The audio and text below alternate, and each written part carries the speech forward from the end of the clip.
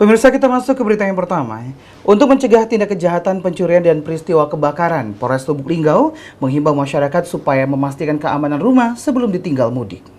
Menjelang perayaan Hari Raya Idul Fitri atau Lebaran 1444 Hijriah, Kapolres Lubuk Linggau AKBP Harisandi menghimbau kepada masyarakat yang akan melaksanakan mudik Lebaran supaya memastikan keamanan rumah sebelum ditinggal mudik.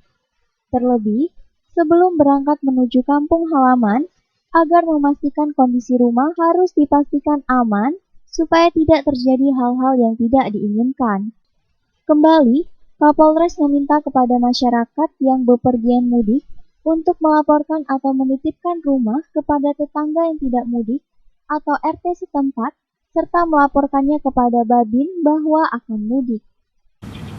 Kalau mau mudik, melaporkan ke RT bahwa dia akan mudik, ataupun tetangga sebelahnya, ataupun Pak RW dia akan mudik, ataupun sama Babin yang melaporkan kepada Babin bahwa dia akan mudik, melaksanakan mudik dan menitipkan rumah, terus melakukan pengecekan, jangan sampai meninggalkan PLN masih nyala yang sehingga terjadi konsleting.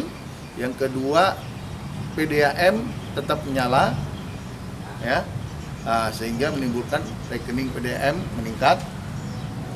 Terus kompor jangan meninggalkan menyala, yang mengakibatkan kebakaran rumah tolong dicek betul-betul bagi para pengemudi.